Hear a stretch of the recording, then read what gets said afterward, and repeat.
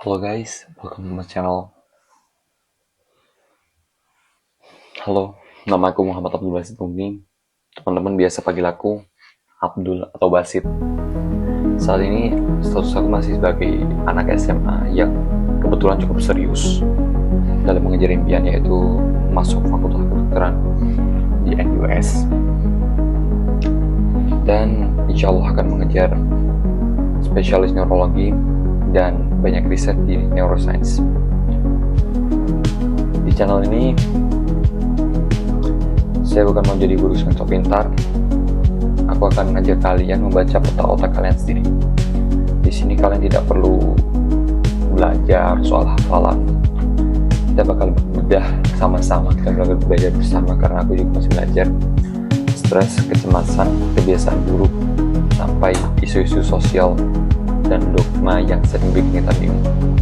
Semuanya bakal aku bahas dari perspektif sains dan neuroscience. Karena aku percaya, karena masalah paling besar bukan soal kita bodoh, tapi kita belum paham cara kerja mesin kita sendiri. So, kita bakal masuk ke sesi pertama. Aku pernah belajar matematian, tapi waktu gue lihat rasanya kayak gak ada hasil sama sekali yang berarti. Dari momen kayak gitu, aku merasa kayak ada pertanyaan. Aku udah ngerasa kayak, emang aku sebodoh itu kah sampai gak bisa? Nah, ada studi kasus contohnya aku sendiri di sini. Aku pernah belajar keras banget buat ujian. Kadang sampai jam 10 malam, kadang sampai subuh. Rumus saya pahami dan saya hafalkan di luar kepala. Konsep saya pahami, dan aku punya keyakinan bahwa aku yakin aku udah siap buat ujian besok. Tapi surprisingly, you know what? Waktu aku buka kertas ujian dan baca soal pertama, otakku tiba-tiba blank. You know what, tidak. Rasanya kayak saya jadi robot yang tiba-tiba dicabut baterainya. Yang saya pelajari semalam seolah-olah lenyap di telan bumi. Dan lebih membuat saya skeptis, yang sering kali keluar di soal itu malah bukan materi yang saya pelajari. Jadi materi saya anggap sampingan malah keluar, yang saya pelajari malah nggak keluar. Dan aku kadang mikir juga, kalau ini kejadian pas aku ujian MK, jadi gripe aku. Tapi kita mundur sejenak aja sebelum aku menghakimi diri saya sendiri sebagai orang yang gagal. Saya memutuskan untuk tidak hanya meratapi. Saya buka jurnal, saya riset, saya baca penelitian, dan saya coba cari tahu kenapa sih fenomena blank seperti ini sering banget terjadi. Sesi 2, penjelasan. Kenyataannya, jawabannya cukup mengejutkan, guys. Bukan hanya soal bodoh, tapi soal cara otak kita berevolusi. Di dalam kepala kita ada dua bagian yang bernama amigdala. Nah, amigdala ini kita coba analogikan sebagai alarm kebakaran. Tugasnya adalah mendeteksi bahaya dan langsung menyuruh kita lawan atau lari kalau ada ancaman. Fungsi ini krusial banget buat nenek moyang kita, karena mereka harus lari dari kejaran harimau. Yang kedua ada korteks prefrontal, yang dapat kita analogikan di sini sebagai komandan logika. Dia yang bikin kita bisa menganalisis, menarik ikatan dari hipokampus yang bisa dibilang sebagai gudang memori kita dan membuat keputusan yang rasional. Sekarang, hal ini sering kita lupakan. Otak kita tidak bisa membedakan antara ancaman fisik dan ancaman abstrak. Ancaman fisik yang dimaksud di sini adalah ancaman waktu kita misalnya kita dikejar harimau atau yang buas, itu ancaman fisik. kalau ancaman abstrak itu kayak kita waktu ngerjain ujian. Saat kita duduk di ruang ujian, otak kita mendeteksi suatu ancaman besar karena nilai ujian dianggap menentukan masa depan. Maka alarm kebakaran itu menyala, amigdala. Saat alarm menyala, dia secara otomatis membajak sistem listrik dan energi yang biasa dipakai komandan logika untuk berpikir. Korteks prefrontal dialihkan seluruhnya ke sistem darurat. Akibatnya, komandan logika ini sering mati dan kita tidak bisa menarik memori kita dari hippocampus, lalu kita lupa. Dan yang itu kayak kita lagi ngeblank tiba-tiba kehilangan wifi. Ini bukan omong kosong, jadi ini ada salah satu penelitian dari Universitas yang di jurnal Nature pada tahun 2009. Mereka membuktikan bahwasanya stres akut secara langsung mematikan fungsi korteks prefrontal. Jadi makin kita panik, makin mati logika kita. Ironis kan? Tapi tunggu dulu, itu baru satu cerita. Ada satu hal lagi yang sering luput dari perhatian saya, dan ini jauh lebih berbahaya lagi. Saya tuh tipe orang yang sering belajar malam, mungkin dari pukul 10 malam sampai pagi. Itu ibaratnya waktu sakti lah bagi aku.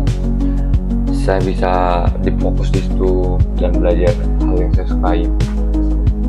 Nah, di tengah malam itu, waktu kan kadang kita sering kan kayak udah mentok pikirannya, udahlah, aku sering banget tuh kayak scroll untuk ya terutama short form content lah ya, yang kayak video-video 5 detik 15 detik yang buat otak kita brain rot. Nah, di sini otak kita melepaskan dopamin. Pada tahu kan, dopamin itu zat yang bikin kita merasa senang dan penasaran. Tapi ada masalah. Sifat dopamin dari yang kita dapatkan dari doom scrolling itu sangat singkat dan instan. Begitu kita berhenti scrolling, dopaminnya langsung anjlok drastis. Padahal kita butuh dopamin yang stabil untuk kita fokus. Akibatnya, ketika kita kembali dari scroll, kembali membuka buku, otak kita kadang udah terlanjur ngeblank langsung, udah terlalu capek, nggak mau dibuat mikir. Lalu otak kita mendeteksi buku itu sebagai sumber kebosanan. Otak kita menolak dan ujung-ujungnya kita lanjut scroll dan ketiduran, dan waktu belajar kita jadi nggak efektif deh. Padahal kita tahu metode Pomodoro, banyak yang bilang itu solusi, tapi jujur saya sering gagal. Dan setelah saya telusurin kenapa saya sering gagal, ternyata karena aku masih sering doom scrolling sebagai reward, as a reward for me that I'm just work hard. Padahal secara neurologis itu tuh sirkuit kecanduan yang mengganggu reward sistem alami di otak kita. Nah, kalau udah tahu nih siapa pelakunya, yaitu alarm kebakaran atau amigdala yang mati mendadak dan sirkuit dopamin yang kacau, berarti solusinya harus menyentuh ranah biologisnya. Bukan cuma nasihat semangat Haikal yang bikin kita makin merasa bersalah. Pertama, bagaimana cara kita menenangkan alarm kebakaran tanpa harus melawannya. Salah satu tadi yang udah aku pelajari di sini, yang aku ambil dari Harvard University Medical School, adalah 4-7-8 breathing. Tarik nafas 4 detik, 7 detik, lalu hembuskan selama 8 detik. Kenapa ini berhasil secara ilmiah? Karena ini menstimulasi saraf kita yang bernama saraf vagus. Saraf vagus itu seperti ibaratnya jalan tol lah buat dari otak ke jantung saat dirangsang. Saraf vagus ini mengirim sinyal ke otak yang bisa dianalogikan sebagai ini aman nih, nggak ada harimau di ruangan ini, situasi aman, kita bisa turunkan alarm. Nah, begitu amigdalanya udah aktif lagi, udah pasif, begitu alarm rendah, komandan logika bisa langsung kembali mengakses gudang memori kita. Jadi prefrontal cortex kita bisa langsung mengakses memori yang udah kita pelajari tadi malam. Kedua, soal kebiasaan begadang yang saya lakukan, ini bukan tentang males, ini soal konsolidasi memori. Riset mengatakan bahwasanya memori jangka pendek kita tidak disimpan saat kita membaca. Memori itu benar-benar dipindahkan ke memori jangka panjang saat kita tidur. Jadi saat kita belajar sampai subuh lalu bangun dan mulai, sebenarnya kita belum pernah menyimpan hafalan itu, tapi cuman ya kayak naruh di meja kerja yang berantakan tanpa memasukkannya ke lemari otak yang siap pakai. Solusinya, kita belajar 45 menit setiap hari dan lebih ampuh daripada SKS, sistem kebut semalam. Dan yang terakhir, soal kekhawatiran materi ujian meleset, itu bukanlah soal kebetulan, bukan soal kebetulan yang harus dilakukan, ya bukan. Itu ada metode yang namanya spaced repetition. Idenya sederhana tapi cukup baik. Jadi itu gini, jangan pelajari satu bab sampai tuntas lalu tinggalkan. Kembalilah ke materi itu setiap 2 atau 3 hari. Ini memaksa otak kita, yaitu tadi hipokampus, untuk membuka kembali jalur saraf yang udah dia buat. Jadi ketika materi sampling yang sebelumnya jarang kita lihat tiba-tiba muncul, otak kita nggak kaget. Jalur itu sudah kita rawat. Jadi let's conclude it. Blank saat ujian, gagal fokus karena scrolling, atau cemas karena materi meleset, itu bukanlah tanda gagal, tapi kita belum aja memahami bagaimana sistem saraf kita difoniskan. Makanya sekarang kita belajar bareng di sini. Saya Abdul, bukan guru, bukan pakar yang sudah ahli.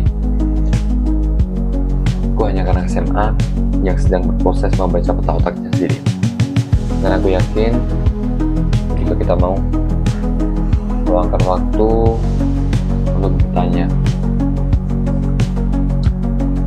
bertanya kenapa alih-alih cepat menyalahkan diri sendiri, beban besar ini bakal lebih kerasa ringan apabila kamu paham apa yang terjadi.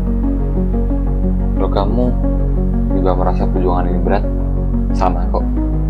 Atau kamu juga punya mimpi besar yang rasanya terlalu tinggi, mungkin kita bisa lihat peta ini secara bersama-sama. Makanya saya mau ngajak kamu satu hal, subscribe channel ini. Karena kalau kamu subscribe, setiap minggu kita akan ketemu lagi. Kita akan bedah satu persatu permasalahan dan kebiasaan buruk kita yang menghambat kita untuk masuk ke PTN, masuk ke perguruan yang kita mau. Jadi kita bakalan berproses bersama di sini. Untuk kakak-kakak juga yang mau belajar bareng aku, boleh banget. Kita akan bedah satu persatu. Jadi kita sains yang jujur dan logis, yang seperti dogma. Tidak ada omong kosong, tidak ada motivasi palsu. Yang kita punya hanyalah analisis otak dan solusi ilmiah.